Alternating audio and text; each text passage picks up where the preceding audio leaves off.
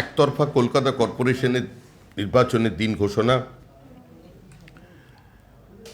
প্রশাসনিক অসহযোগিতা, রাজ্য নির্বাচন কমিশনের প্রায় তৃণমূলের শাখা সংগঠন হিসেবে নির্বাচন পরিচালনা এবং নিঃশব্দে ভীতি প্রদর্শনের মধ্যে দিয়ে যে কলকাতা কর্পোরেশনের মানুষের নাগরিক অধিকার রক্ষার নির্বাচন চলছে, আগামীকাল তার প্রচারের শেষ দিন। তাই একদম শেষ বেলায় দলের পক্ষ থেকে আপনাদের সামনে আজকে বক্তব্য রাখবেন এই সাংবাদিক সম্মেলনে আমাদের বিরোধী দলনেতা শ্রী শুভেন্দু অধিকারী।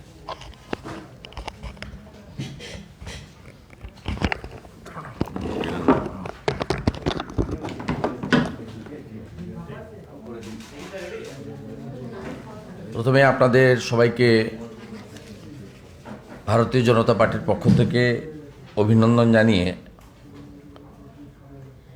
যেভাবে আমাদের প্রধান মুখপাত্র সুমিকদা বলেছেন যে কলকাতা কর্পোরেশনের কার্যত প্রচার করার সুযোগ বিরোধীরা পায়নি বা দেওয়া হয়নি, তার মধ্যে দাঁড়িয়ে গণতান্ত্রিক ব্যবস্থাপনার প্রতি শ্রদ্ধা জানিয়ে আমরা সর্বাত্মক প্রচার করছি এবং আগামীকাল বিকেল 5টা পর্যন্ত আমাদের প্রচার চলবে। আমরা এর আগে আমাদের দলের পক্ষ থেকে ঘোষণাপত্র বা ইস্তাহার আমরা করেছি। আবার যারা 2000 থেকে 2005, 2010 থেকে 2021-এর শেষ মাস অর্থাৎ ডিসেম্বর মাস পর্যন্ত পুরসভা চালাচ্ছেন, তারাও তাদের কাজের খতিয়ান বা শ্বেতপত্র প্রকাশ করার বদলে কলকাতাবাসীকে 10 দফা মিথ্যা প্রতিশ্রুতি দিয়েছেন তাদের ইস্তাহারের মধ্য দিয়ে তৃণমূল কংগ্রেস। আর হলফনামাগুলি প্রকাশিত হওয়ার পরে কলকাতা জুড়ে রব উঠেছে যে তৃণমূল কংগ্রেসের কাটমানি কাউন্সিলর আর কাটমানি প্রার্থী, যাদের পেশা সমাজসেবা আর হলফনামায় কোটি কোটি টাকার সম্পদ, তাই গোয়াতে সরকারি প্লেন নিয়ে দলের কাজে ব্যস্ত থাকা তৃণমূল কংগ্রেসের সভানেত্রী গোয়া থেকে ফিরে এসে গতকাল তোলাবাজির বিরুদ্ধে বক্তব্য রেখেছেন। কারণ তিনি বুঝেছেন যে তোলাবাজি এবং কাটমানি আর হলফনামার সমাজসেবার পেশায় কোটি কোটি টাকার সম্পদ করা, কোনো কোনো প্রার্থীর 1.5 কেজি পরিমাণ সোনা হলফনামায় উল্লেখ করা, পুরী থেকে শান্তিনিকেতন হয়ে হরিশ চ্যাটার্জি হরিশ মুখার্জি স্ট্রিটের নাম বদলে হরিশ ব্যানার্জি স্ট্রিট পরিণত হওয়া কলকাতা নির্বাচনে একটি বড় ইস্যুতে পরিণত হয়েছে এবং মানুষের মধ্যে, চিন্তাশীল বাঙালির মধ্যে এটা চোরার স্রোতের মতো কাজ করছে। আমরা একটা নির্দিষ্ট বিষয়ের জন্য আজকে সাংবাদিক সম্মেলনে বলতে চাই, সেটা হলো কলকাতায় অতি প্রাচীন হাউস ওনার্সদের একটি অর্গানাইজেশন আছে। এটি একটি অতি প্রাচীন অর্গানাইজেশন, অনেক প্রবীণ যারা গৃহের মালিক, শতাব্দীর পর শতাব্দী কলকাতায় বসবাস করেছেন, দশকের পর দশক কলকাতায় বসবাস করেছেন। সেই সিনিয়র হাউস ওনার্সদের এটা অর্গানাইজেশন। তারা নোটাতে ভোট দেওয়ার জন্য একটা আবেদন করেছেন, কারণ তাদের কর্পোরেশন ট্যাক্স সংক্রান্ত বিষয় নিয়ে তারা শাসক দলের কাছ থেকে বিগত 16.5 বছর কোনো রকম সহানুভূতি বা এই সমস্যার সমাধান দেখতে পাননি। তারা কার্যত হতাশ হয়ে নোটাতে ভোট দেওয়ার জন্য একটি সেমিনার করেছেন, কোনো কোনো সংবাদ মাধ্যমে এসেছে। এবং ভারতীয় জনতা পার্টির কলকাতা নির্বাচন পরিচালনা কমিটির নোটিশেও বা রাজ্য নেতৃত্বের নোটিশেও বিষয়টা এসেছে। আমরা আপনাদের মধ্য দিয়ে কলকাতায় এই মধ্যবিত্ত নিম্নবিত্ত এবং কলকাতার স্থায়ী বাসিন্দারা, যাদের সঙ্গে কলকাতার আবেগ ও সব কিছুই যুক্ত রয়েছে, এবং তারা প্রমোটারদের হাতে নিজেদের বসত বাড়ি তুলে দেননি, এই ধরনের লোকজনের হাতে, এবং তারা কমার্শিয়ালি কোনো টেনেন্ট বা ভাড়াটিয়াও রাখেননি, এই লোকগুলো সত্যিকারের খুবই তৃণমূল কংগ্রেস পরিচালিত কর্পোরেশন তথা রাজ্য সরকারের কাছ থেকে অবহেলিত হয়েছেন বলে তাদের যে যুক্তিসঙ্গত দাবিগুলো ভারতীয় জনতা পার্টি সহানুভূতির সঙ্গে লক্ষ্য করেছে। আমরা আপনাদের মধ্য দিয়ে কলকাতার মধ্যবিত্ত নিম্ন মধ্যবিত্ত মানুষের উপরে এই যে কর্পোরেশন ট্যাক্স সংক্রান্ত বিষয়, তাতে কতগুলো প্রতিশ্রুতি বা কমিটমেন্ট আমরা দিতে চাই। এক হচ্ছে মধ্যবিত্ত নিম্ন মধ্যবিত্ত মানুষের উপর স্কোয়ার ফিট অনুযায়ী কেএমসি ট্যাক্স ভারতীয় জনতা পার্টি কর্পোরেশন তৈরি করলে চাপানো হবে না। পুরনো বাড়িওয়ালা ও বাড়ির অত্যাধিক করের বোঝা যেগুলো আছে সেটাও নিষ্পত্তি আমরা করব। আমরা কোনো রকম ইন্টারেস্ট বা পুরনো ট্যাক্সের বোঝা তাদের উপর চাপাবো না, এবং কেবলমাত্র বাণিজ্যিকভাবে বা ভাড়াটিয়া রেখে যা বাড়ি ব্যবহৃত হয় না, যাদের কথা আমি আগে উল্লেখ করেছি, তাদের ট্যাক্স নির্ধারণের পদ্ধতিটা সবচেয়ে সহজ থাকবে, এবং বর্তমান ট্যাক্স থেকেও তারা কম পরিমাণ যাতে ভবিষ্যতে ট্যাক্স দিতে পারেন তার জন্য ভারতীয় জনতা পার্টি তাদের কাছে অঙ্গীকার করছে। এর বাইরেও দুটো আইন একসঙ্গে চলে, আপনারা জানেন, প্রিমিসেস টেনেন্সি অ্যাক্ট এবং কেএমসি অ্যাক্ট। এক্ষেত্রে আমরা তো প্রিমিসেস টেনেন্সি অ্যাক্ট তার কেএমসি অ্যাক্টের সমতার কথা বলতে পারি না, কারণ বিধানসভায় এই আইন পাস করাতে হয়, আর তৃণমূল কংগ্রেস বিধানসভা পরিচালনা করছে, তাদের বিপুল মেজরিটি ওখানে আছে। আমরা দাবি করছি প্রিমিসেস টেনেন্সি অ্যাক্ট এবং কেএমসি অ্যাক্টের মধ্যে সমতা এনে নতুন বিল আনা হোক, এটা আমরা ভারতীয় জনতা পার্টি দাবি করছি। বর্তমান যে স্কোয়ার ফিট অনুযায়ী ট্যাক্সের পদ্ধতি আছে,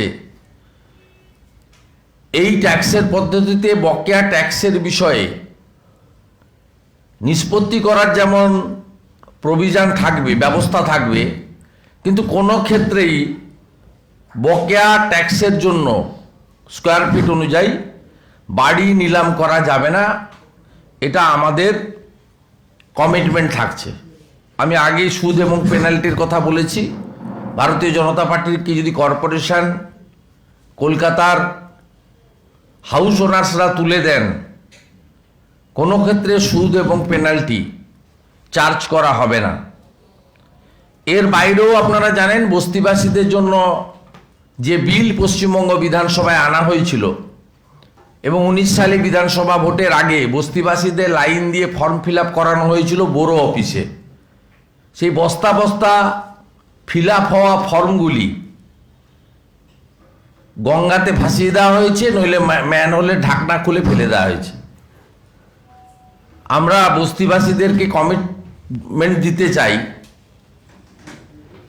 যে তাদের করের ক্ষেত্রে যেমন আমরা ছাড় দেব, সাথে সাথে আমাদের বস্তির ক্ষেত্রে আনা যে আইন, সেই আইন যেটা বর্তমান তৃণমূল কংগ্রেস পরিচালিত কর্পোরেশন মানে আবেদন গ্রহণ করা সত্ত্বেও নিষ্পত্তি করেনি, সেটা আমরা করব। এর বাইরেও কলকাতা কর্পোরেশনের বিভিন্ন ওয়ার্ডে প্রচার করতে গিয়ে সর্বস্তরের আমরা নেতা মানে জনপ্রতিনিধি, বিজেপির নেতা কর্মী, তারা মানুষের কাছ থেকে ব্যাপক অভিযোগ পেয়েছেন যে প্রতিটা ক্ষেত্রে কাউন্সিলর এবং কাউন্সিলরদের মনোনীত কিছু নির্দিষ্ট লোক টাকার বিনিময়ে রফা করেছেন। ধরুন কারো বিল্ডিং প্ল্যানের ভায়োলেশন আছে, তার ফাইন হওয়া স্বাভাবিক, বা সেটা ভেঙে ফেলার অর্ডার হওয়া স্বাভাবিক নিয়ম মেনে, কিন্তু সেই ফাইনটা কর্পোরেশনে জমা হবে। কর্পোরেশনে ফাইন জমা না করিয়ে কাউন্সিলর তার প্রতিনিধির মাধ্যমে ওয়ার্ড অফিসে বা বাড়িতে ডেকে নিয়ে এসে রফা করেছেন। আমাদের তৃণমূল কংগ্রেসের যিনি মালিক মমতা ব্যানার্জি, কালকে দেখবেন তার নিজের ওয়ার্ডের কাউন্সিলর রতন মালাকারকে বাদ দিয়েছেন। কেন তার ভাতৃবধূ, যার একমাত্র প্রফেশন সমাজসেবিকা, হলফনামায় 5 কোটি টাকার ঘোষণাপত্র পাওয়া গেছে, পুরী শান্তিনিকেতন হয়ে হরিশ চ্যাটার্জি স্ট্রিট পর্যন্ত 9টা প্লটের মালিক হয়েছে, যার অ্যাকচুয়াল বাজার ভ্যালুয়েশন 50 কোটি টাকার বেশি। তাকে টিকিট দেওয়ার ক্ষেত্রে যে মমতা ব্যানার্জি এক সময় পরিবারবাদ, বংশবাদ, নেপোটিজম বা স্বজনপ্রীতির বিরোধিতা করতেন, তিনি কালকে বলেছেন যে আমি গাড়ি নিয়ে যাচ্ছিলাম, রাস্তায় লোক দাঁড় করিয়ে বলছে কাউন্সিলর, আমার এলাকার কাউন্সিলর টাকা তোলেন, প্রকাশ্যে বলেছেন। তা আমরা ভারতীয় জনতা পার্টি এই তোলাবাজি এবং কাটমানি সর্বক্ষেত্রে কর্পোরেশনকে আড়ালে রেখে অবৈধ কাজগুলি অর্থের বিনিময়ে তাকে, যাকে বলা হয় একেবারে রেগুলারাইজ, মানে তাকে ছাড়পত্র দেওয়া হলো, সেক্ষেত্রে কেএমসিতে দুর্নীতি দমন এবং রেগুলার অডিট, এ বিষয়ে ভারতীয় জনতা পার্টি কলকাতার মানুষকে অঙ্গীকার করছে যে প্রত্যেক বছর একটা ফাইন্যান্সিয়াল ইয়ার শেষ হওয়ার সাথে সাথে সেপ্টেম্বরের মাসের মধ্যে অডিট করা হবে এবং সেই অডিটের কপি পাবলিক ডোমেনে ওয়েবসাইটে রাখা হবে। এই ছিল আমাদের বক্তব্য। আমার অনেকগুলো প্রচার আছে, ছেড়ে দেন। আর কিছু আছে প্রশ্ন? শুভেন্দুদা, কলকাতা পূর্ব ভোটে কেন্দ্রীয় বাহিনীর আর্জি সিঙ্গল বেঞ্চে খারিজ হয়েছে, সেটা নিয়ে আবার তো ডিভিশন বেঞ্চে প্রধান বিচারপতি দেখছি মামলা হয়েছে, এটা নিয়ে যদি আপনাদের অবস্থানটা একটু বলেন। প্রথমত সুপ্রিম কোর্টে আবেদন করা হয়েছিল, সুপ্রিম কোর্ট বাতিল করেনি। সুপ্রিম কোর্ট বলেছে যে তোমরা ওখানে গিয়ে অ্যাপ্রোচ করো, এবং আমরা সিঙ্গেল বেঞ্চে অ্যাপ্রোচ করেছিলাম, সেখানেও কিন্তু সিঙ্গেল বেঞ্চে জাজ খারিজ করেননি।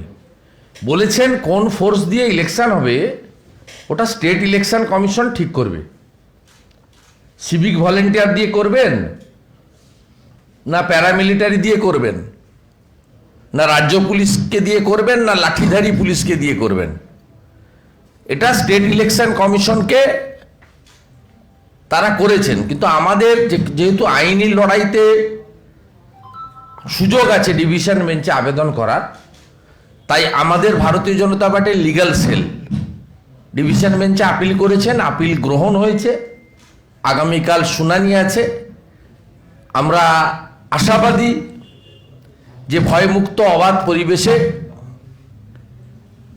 আজকে যে মহামান্য কলকাতা আদালতকে বলতে হচ্ছে যে 25% নয় 100% সিসিটিভি লাগাও, কেন বলছে?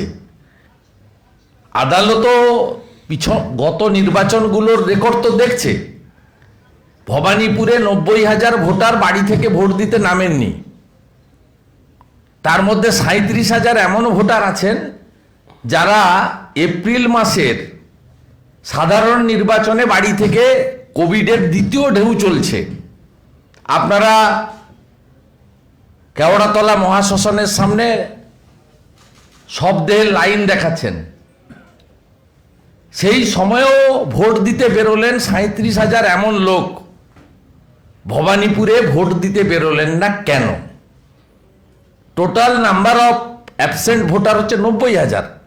ছেড়ে দিলাম সব ভোটে 100% ভোট পড়ে না, যে এমন 37,000 লোকের নাম আছে যারা 4 মাস আগে ভোট দিয়েছে, 5 মাস পরে ভোট দিতে বেরোয়নি। কি এমন সন্ত্রাসের পরিবেশ করলেন? এই জন্য এই আদালতই, কলকাতা আদালতই গত পরশুদিন 100% বুথে সিসিটিভি, কাউন্টিং সেন্টার এবং স্ট্রং রুমে সিসিটিভির নির্দেশ দিয়েছে। আজকে 24 নম্বর আইটেমে যখন বলা হলো যে আধা সামরিক বাহিনীর বিষয়ে আমরা কোনো অর্ডার দেব না, স্টেট ইলেকশন কমিশন ডিসাইড করবে যে কি ধরনের ফোর্স দিয়ে তারা ভোট করবে, এটা অর্ডার। ওই একই তালিকার কজ লিস্টের 25 নম্বরে যে তা ছিল, 63 নম্বরের প্রার্থী আমাদের নবীন মিশ্রর যে প্রেয়ার, বিশেষ করে পার্ক স্ট্রিট থানা এলাকায়, সেখানে তো অর্ডার দিয়েছে নবীন মিশ্রর পক্ষে এই আদালতে। যে বুথ প্রিমিসেসের মধ্যে গত বিধানসভার ভবানীপুরের ভোটে ভোট লুট হয়েছে, একাধিক বুথ আছে ওখানে, সেই স্কুলের পিছনের দরজা দিয়ে লোক ঢুকিয়ে ভোট করানো হয়েছে। তার পাশেই ডেপুটি মেয়রের চেম্বার। সেই 25 নম্বরে একই জাজ বেঞ্চ কলকাতা আদালত বলেছে পিছনের দরজাটা পুলিশকে সিল করে দিতে। তাই আমরা আশাবাদী, যে আদালত 100% সিসিটিভি দেওয়ার কথা বলে, যে আদালত বুথ কম্পার্টমেন্টের পিছনের দরজাটা সিল করার জন্য নির্দেশ দেয়, সেই আদালত অবাধ ভয়মুক্ত গণতান্ত্রিক পরিবেশে কলকাতার মানুষ নিজের ভোট যাতে নিজে দিতে পারেন, কোনো দলের প্রার্থী, পোলিং এজেন্ট বা বাইরে 200 মিটার বাইরে ক্যাম্প করে থাকা কর্মী সমর্থকরা একজনে যাতে আক্রান্ত না হয় তার ব্যবস্থা নিশ্চিতভাবে করবেন, এটাই আমাদের আশা। জনজাতি জমি অধিকার রক্ষা কমিটি মিছিল করেছে এবং তারা বলেছে আমাদের অধিকার চাই, কয়লা খনির নামে আমাদের দয়া চাই না। এটা নিয়ে কি বলবেন? আপনারা কি ভাবছেন ওখানে ওদের? দেখুন, সামগ্রিকভাবে দল এই বিষয়ে তার স্ট্যান্ড তৈরি করেনি, কিন্তু অ্যাজ এ অপোজিশন লিডার আমি এক্ষেত্রে ওখানকার মূলবাসী আদিবাসীদেরকে আমার সমর্থন আছে। ওখানে যে কায়দায় বীরভূমের যে স্টাইল, সেই স্টাইলে যেভাবে ওখানে ইতিমধ্যে বাইক বাহিনী আদিবাসীদের উপর অত্যাচার করছে, এটা একেবারেই সমর্থনযোগ্য নয়। প্রথমত, ভারত সরকারের যে ফরেস্ট আইন, এই আইন হচ্ছে সুপার অ্যাক্ট। সেই ফরেস্ট অ্যাক্টকে কোনোভাবে ডিস্টার্ব করা যাবে না। এই ফরেস্ট অ্যাক্ট লোকসভাতে পাস হয়েছে, এতে সুপ্রিম কোর্টেরও ডাইরেকশন ছিল। ন্যাচারালি ফরেস্ট অ্যাক্ট ওখানে সিরিয়াসলি আপনার নাল অ্যান্ড ভয়েড, মানে তাকে ভেঙে ফেলা হচ্ছে যে স্টাইলে পশ্চিমবঙ্গ সরকার করতে চাইছে। দ্বিতীয়ত, ওখানকার কয়েক হাজার মূলবাসী আদিবাসী পরিবার, তাদের সঙ্গে কোনো রকম আলোচনা না করে, তাদের সেন্টিমেন্ট, তাদের বসবাস, তাদের ভবিষ্যৎ সব কিছুর কথা বিবেচনা না করে কার্যত 213 দম্ভে যে পদ্ধতিতে অগ্রসর হচ্ছে, এটা সফল হবে না। কতকগুলো বাস্তব গণ আন্দোলনের সঙ্গে যুক্ত থাকার সুবাদে এটা আমার মনে হয়েছে। তাই কিছু ভাতাজীবী অভিনেতা, স্বঘোষিত ভাতাজীবী বুদ্ধিজীবী, আগে বুদ্ধিজীবী নাম ছিল, এখন এদের নাম হয়েছে ভাতাজীবী, তাদেরকে দিয়ে কমিটি করা হয়েছে। আরে কমিটিতে করতে হবে সোরেন, মান্ডি, হাঁসদা, মুর্মুদের দিয়ে, ওদের সমাজের লোকদের দিয়ে করতে হবে।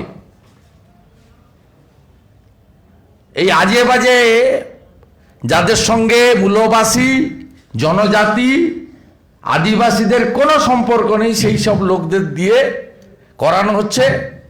এবং প্রত্যেক দিনই বীরভূম জেলার চিহ্নিত সমাজ বিরোধীরা,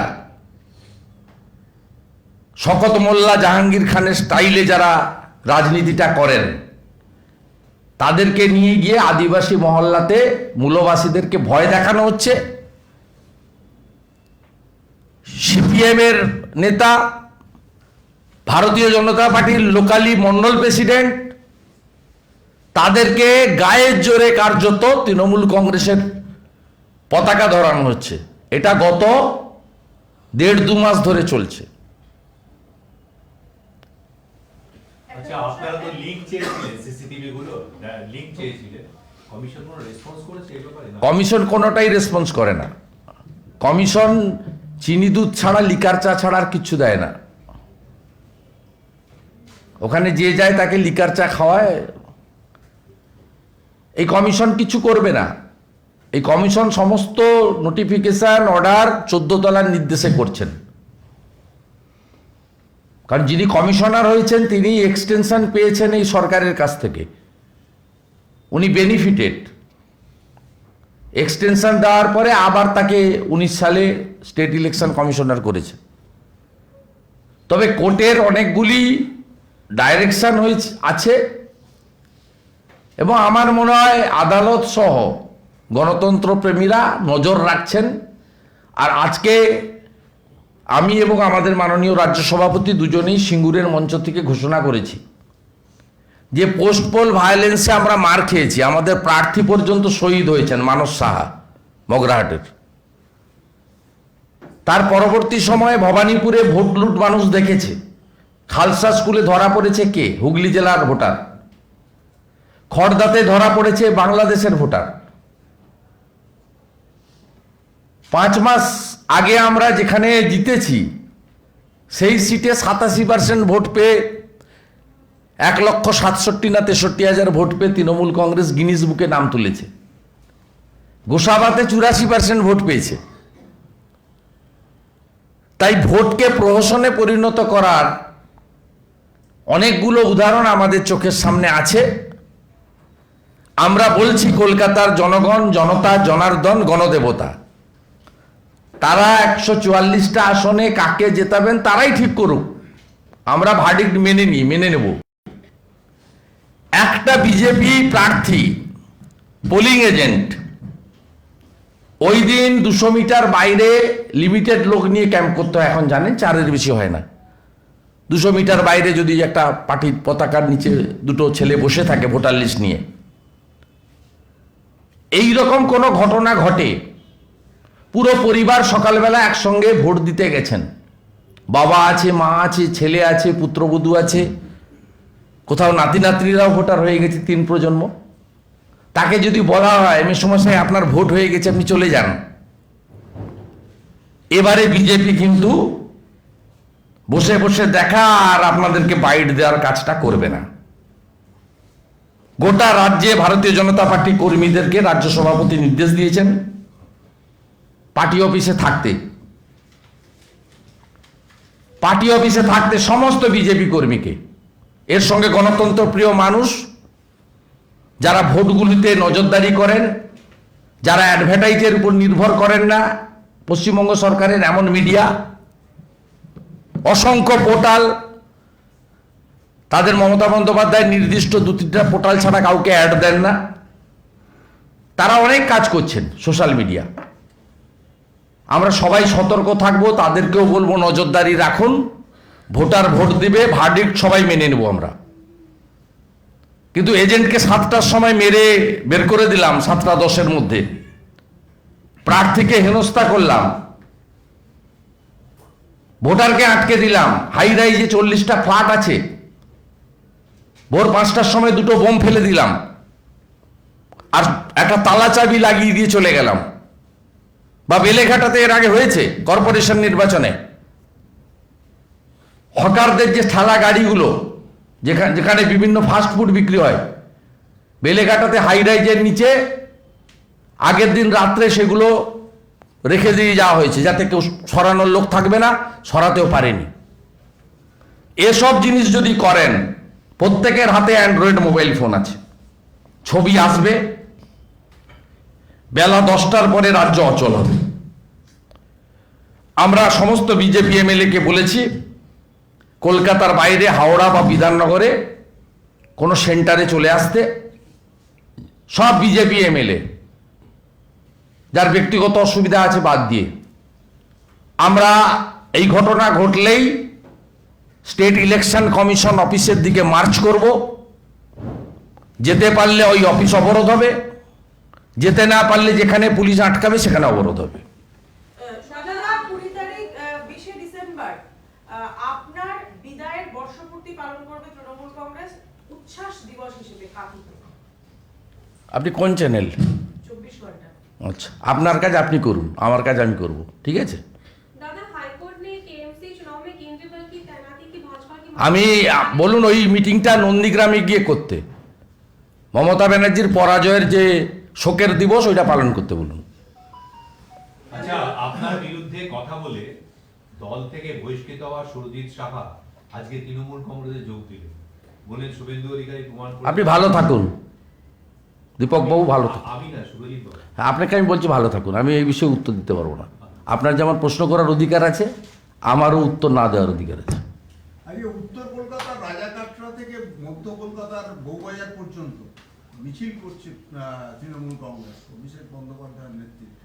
11টা ওয়ার্ড, 60 জন প্রার্থী, তাদেরকে নিয়ে আপনি বলছেন যে বিভিন্ন মানে বিজেপির অভিযোগ যে বিভিন্ন জায়গায় সন্ত্রাসের একটা বাতাবরণ। মিছিলকে কেন্দ্র করে আপনার কিছু মনে হয়? না না, আমরা বলিনি তো এই অভিযোগ।